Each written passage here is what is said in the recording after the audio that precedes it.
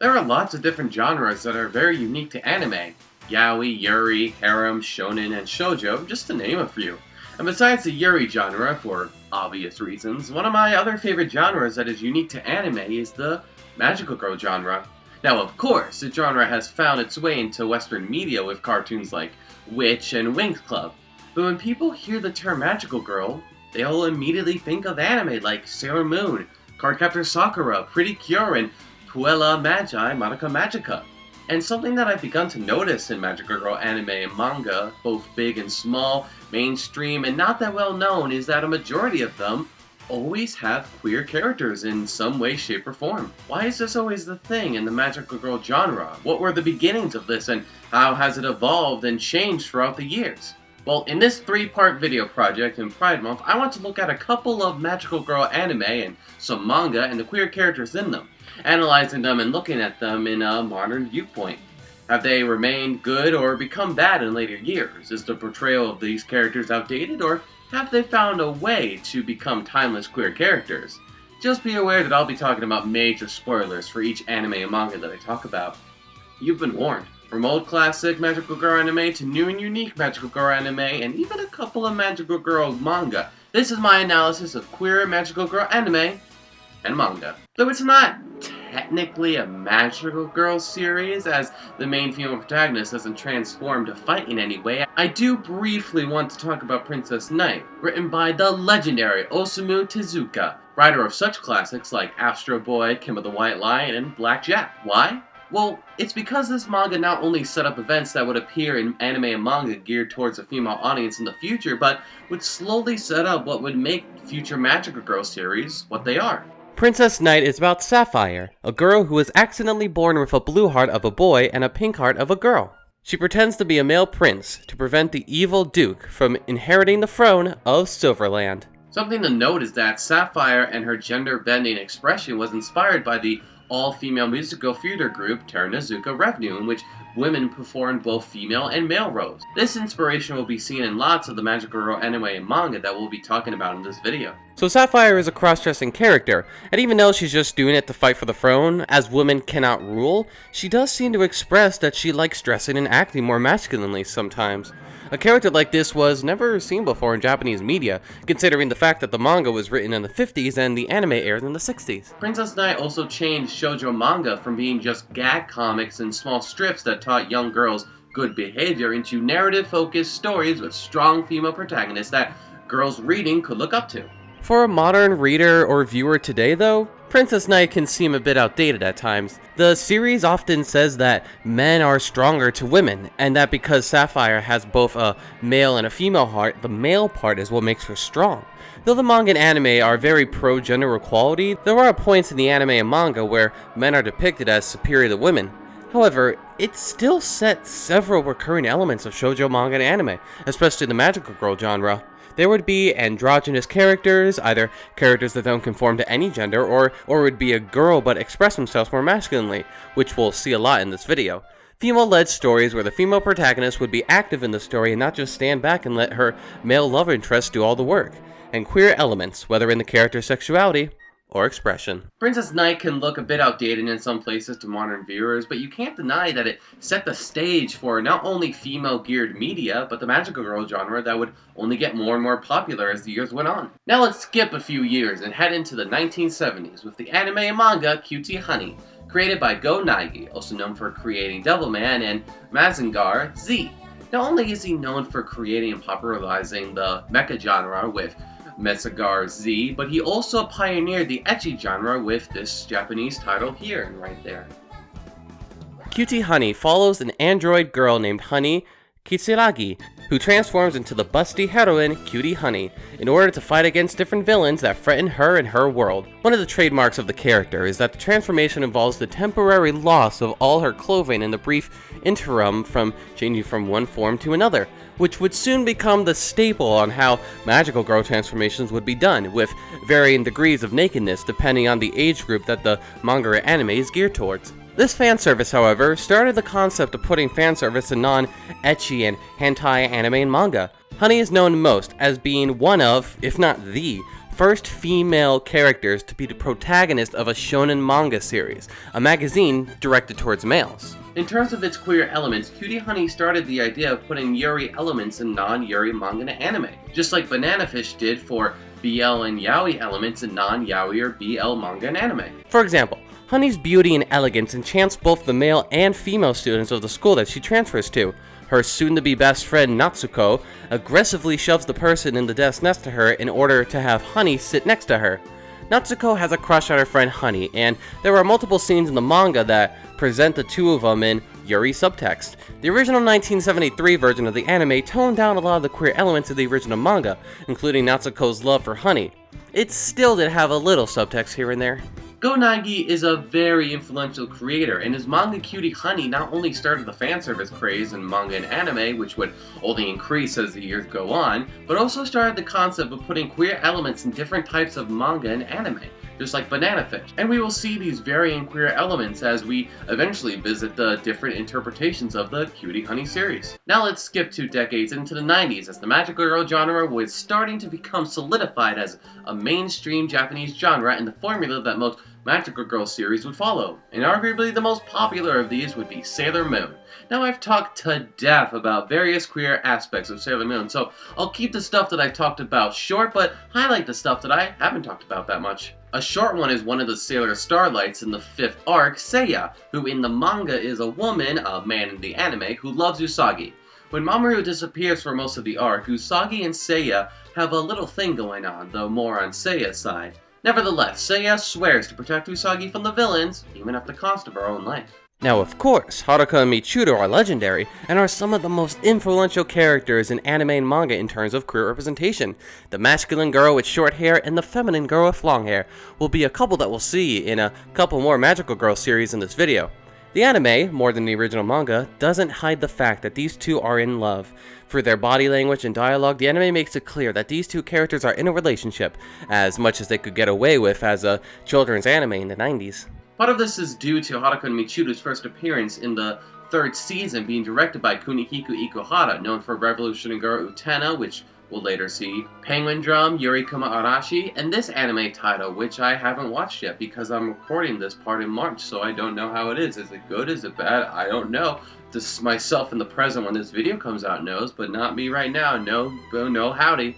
A big departure that the Sailor Moon anime had opposed to the manga is making 2 of the Season 1 villains, Kuzai and Zoizai, in a relationship. The love that the two of them share gives them more complexity than their one-note personalities from the manga. And even though they are evil, their queer love isn't presented in a negative light. To the very end, the number one thing that they both care about is each other. When the Sailor Guardians defeat Kunzai, he refuses to refresh, and would rather die to be with the one he loves, Zoizai. Yes, they are villains who are queer, but the queerness is not a negative to their character, and only adds more complexity to them. It makes them 3-dimensional and more human. Fish Eyes is one of the villains of the Amazon Trio in the 4th season of Sailor Moon, while also making him a gay male crossdresser. Now in the manga, as Fish Eye was only in 1 chapter before he was killed off, he comes across as a villainous crossdresser. But much like with most of the villains in the Sailor Moon 90s anime, we get more complexity to the character and he becomes very sympathetic, actually becoming the emotional core of the first half of the 4th season. He's a gay male who loves to crossdress, even falling in love with Mamoru at one point. He is an absolute delight and the most interesting of the Amazon Trio. Given more complexity, Fish Eyes goes from just being a one-note villainous crossdresser to a complex and sympathetic individual with lots of queer elements. An anime-only queer character is Fiore, a character from the Sailor Moon R movie. He's an alien that when he and Mamoru were younger, Fiore ended up falling in love with Mamoru when Mamoru gave him some flowers. Years later, Fiore would return, having been influenced by the Zeon flower, and is angered to discover that Mamoru is in a relationship with Usagi. He vows to kill Sailor Moon as the Zeon flower attempts to take over the planet. The flower's influence is broken when Sailor Moon manages to break Fiore from its spell, and telling Fiore that the flower that Mamoru gave him when they were young was given to him by a younger Usagi. Realizing this, Fiore manages to completely break free of the Zeon flower and uses his life energy to save Sailor Moon, who is almost killed in this final battle. Fiore's representation as a gay man is a little rocky. His jealousy over Mamoru and Usagi's relationship turns him evil, and he wants to kill Sailor Moon because of it. He has turned good again by the end, but he was evil before and because of his gay love, so you see why it's a little rocky. However, the concept of Mamoru possibly having been in a relationship with this strange man is talked about by the Sailor Guardians in a respectful manner. While Fiore's representation is give and take, and say its gayness is taken out by being a man in the anime transforms Kunzite, Zoizite, and Fish Eyes from one-note villains to complex and fleshed-out queer characters. And the legendary status of Haruka Michiru basically speaks for itself. It's a magical girl anime that has a lot of queer characters, some that I didn't even have time to talk about, and elements that would heavily influence the magical girl genre in the future. Now let's return to the Cutie Honey franchise with one of its lesser-known titles, New Cutie Honey. The anime is set 100 years after the original manga and anime. Honey Kiratsuki returns after regaining her memories and abilities to fight a new batch of villains in this futuristic landscape. Outside of the quality of the anime itself, the queer representation in this is very underwhelming. There is barely any Yuri subtext, and the Natsuko in this version doesn't have any feelings towards Honey. However, something that New Cutie Honey did was start the trend of Honey being in on the joke and being positive about her body and sexiness. For example, when investigating a rock star in disguise, Honey is trapped in a room with her, the rock star questioning what she's doing in her room. Honey pretends to be deeply in love with her, flirting with her and rubbing her breast against theirs. This causes the rock star to throw her out in disgust. However, once Honey escapes and sighs a breath of relief, she tells herself that the sensation of flirting with another woman and rubbing her breasts against theirs felt really good, as she winks and sticks her tongue out for the audience. Honey being in on the fan service of the anime and loving it makes her character very endearing, and this aspect to her personality has made her a popular character for women over the years. Even though the queer elements disappoint in New Cutie Honey, this sort of fourth wall breaking would appear in another Cutie Honey series, but one I will have to save for later. Let's return to Kunihiko Ikuhara again and talk about his first original anime, Revolutionary Girl Utena. One of the interesting things about this anime is that a majority of the characters are bisexual, whether big or small. There's a shit ton of subtext between Toga and Shionji, Akio with trying to seduce the male Rose duelists in order to manipulate them, as well as the female ones, Shiori and her need for attention, whether from Juri or any man that will have her, but the most apparent in this bisexuality is main characters Utena and Anthy. Utena is in love with the prince who she met when she was younger, and eventually Akio in the second season, not knowing that the two of them are the same person, just changed. And of course, Utena eventually falls in love with Anthy as well. Anthy is in a forced sexual relationship with her brother Akio, but finds herself falling in love with Utena, outside of the fact that Akio is forcing Anthy to manipulate Utena. I've talked about this before, but the thing I love about these two characters is how flawed they are. Because of the patriarchy of this world and their troubled past, they aren't always perfect to each other. They'll lie to each other and betray each other at times, but only when they become truthful to each other and are able to escape from societal norms and the patriarchy can they find themselves in a loving relationship. It's this complexity, which I don't have time to talk about so many other aspects to them and their relationship, that makes them very interesting. Not only that, but Utena and Anthy are a great interracial gay couple in the 90s in Japan, and that's pretty great on its own. The other explicitly queer character, Revolutionary Girl Utena, is my favorite character, Juri. Ever since middle school, she's been in love with her friend Shiori, and even though this twist is really predictable nowadays, the execution of it in her first focus episode is still really effective. Things get worse when Shiori returns to the school, cause she's a manipulative bitch who is just the worst. Throughout the series, Juri learns to let go of her love for Shiori, as it's not ultimately healthy for her to continue this one-sided love. Though at the end, she may harbor some feelings for Shiori, but she can look towards the future and be more confident in her sexuality, like jokingly flirting with Utena at one point before the final battle. Juri's overall arc is the strongest one in Revolutionary Girl Utena with the best writing and character moments. It even gets more complex with the fact that Shiori might actually have feelings for Juri as well and hates herself and Juri because of it, but that's a whole thing that I'm not going to go into here. In the end, Revolutionary Girl Utena has such unique and interesting queer representation, in a way that only Kunihiko Ikuhara could have brought us.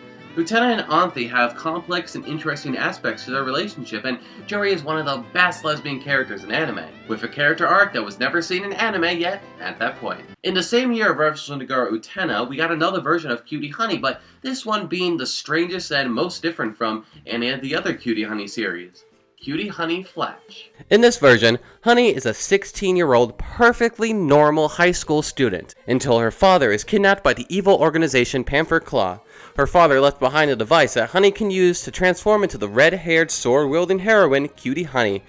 Aided by Seiji Hayami, a private eye in the mysterious Twilight Prince, Honey fights members of Panther Claw in order to rescue her father. And if that description and the footage that I'm showing over this audio looks and sounds nothing like Cutie Honey, it's because this version of the franchise is the most different from the original manga. It was eventually discovered by Go Nagi and producers that the Cutie Honey franchise had a big female following, despite previous versions of Cutie Honey being targeted towards males. Because of this, Cutie Honey Flash was created to gear more towards a female demographic, and if you're thinking that the anime looks a lot like Sailor Moon, there's a reason for that. The anime employed many of the same animation staff as Sailor Stars, the 5th season of Sailor Moon. It even took Sailor Moon's time slot after its long run. Cutie Honey Flash was a typical magical girl anime and was aimed at the Sailor Moon demographic. So not only were aspects removed from the original manga, like Go Nagi's style and fan service, but the queer element as well. For example, Natsuko has zero feelings towards Honey in this one, and is depicted as being boy crazy. Cutie Honey Flash is the biggest departure from the original manga, and that includes its queer elements as well. One of the last big magical girl anime to air in the 90s was Cardcaptor Sakura, another one of Clamp's multiverse stories. Cardcaptor Sakura focuses on Sakura Kunimoto, an elementary school student who discovers magical powers after accidentally freeing a set of magical cards that she must retrieve in order to prevent catastrophe. Joining her is a magical being named Chelo, her best friend Tomoyo, and 2 Chinese transfer students named Xiaolin and Mei Ling. Something unique and progressive about Cardcaptor Sakura, especially for the time, is that it had a mission to display many different types of love. However, before we get to the queer representation, there is a negative side to that mission, such as having a few age gap relationships like Sakura's mother and father. The father was a teacher while the mother herself was still in high school. Sakura's brother was also in a relationship with an early 20s teacher until she moved to America. These types of relationships is the bad side of Clamp's mission to portray different types of love and relationships. Though truthfully, these moments are very toned down when compared to the manga. And even in terms of queer representation, Tomoyo, being in love with Sakura, also happens to be her second cousin, but this is a fact that Sakura and Tomoyo are not aware of.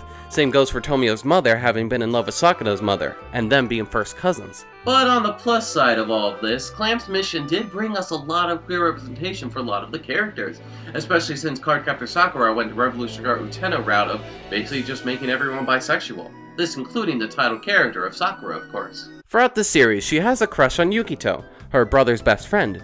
But later on in the series, she finds herself falling in love with Xiaolin, and they officially become a couple at the end of the series and into the clear card arc. But on the flip side, though she doesn't understand why, she finds herself blushing around her new female teacher, Kaho Mitsuki. The other main character, Xiaolin, weirdly finds himself flustered and blushing around Yukito as well. Just like Sakura, he'll sometimes get competitive with Sakura when it comes to Yukito. And something interesting that happens is that Sakura and Xiaolin talk about their mutual crush on Yukito at one point, and it's a very sweet scene. A quick one before I get to my favorite characters is Naruku, aka Ruby Moon, who is a journalist being created by Cloud Reed. Something that Naruku tells Spinal explicitly. While they may not identify as anything, as they aren't any gender, they do enjoy dressing and expressing themselves femininely, including wearing the school uniform. They are a fun and enjoyable non-binary character who always lovingly get between Toya's confessions to Yukito in the 3rd season. Because Toya and Yukito are in a gay male relationship and I love them so fucking much. We are given hints throughout the series that Toyo might like his best friend Yukito, and this is confirmed when Yukito, who is the human form of a magical being known as Yue, is dying because Sakura doesn't have enough magical power yet to hold them together. This causes Yukito to always be sleepy and fall unconscious a lot, so Toya gives Yue his magical energy so that Yue can become stable again and Yukito will return to normal. All at the cost of Toya no longer being able to see the spirit of his dead mother, or being able to sense when Sakura is in danger, but he'll sacrifice anything to save the one that he loves, no matter what. And on Yukito's end, when Sakura finally manages to confess her love for him, he gently rejects her, in which Sakura asks if it's because Yukito is in love with Toya, to which Yukito says yes. And not only is Yukito gay, but so is Yue, as we see him having an attraction to his creator and master, the original form of Cloud Reed. Toya and Yukito are 2 of my favorite gay male characters in anime because of their gentle, slowly growing, and adorable relationship that the 2 of them share with each other. Now, I'm not going to talk about the Clear Card anime that came out in 2018 later in this video because it mostly dumps the original Clamp's mission of showcasing different types of love and relationships. The characters are still queer because of the original series, but nothing in the new anime is shown of it. Sakura and Shaoran are in a relationship. Tomoyo's love for Sakura is toned down into Tomoyo just finding Sakura to be really, really cute.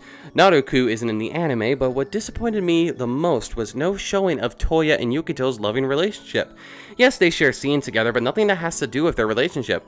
Just talking about Sakura, or the fact that Toya might be regaining his magical powers back from Yue, since Sakura has enough magical power to keep Yue stable.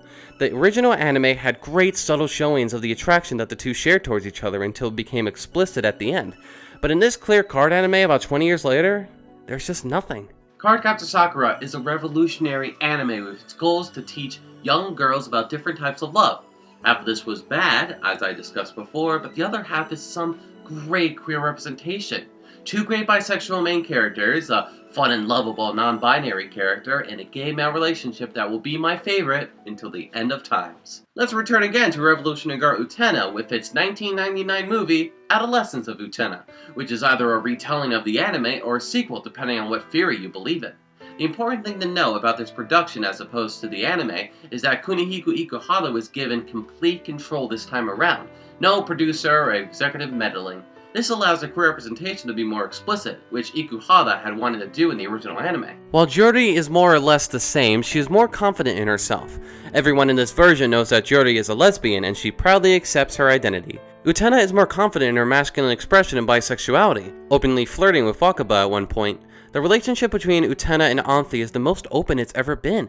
Actual dialogue of love, this dance scene that makes me cry every time I watch it, and of course the legendary kiss at the end of the movie.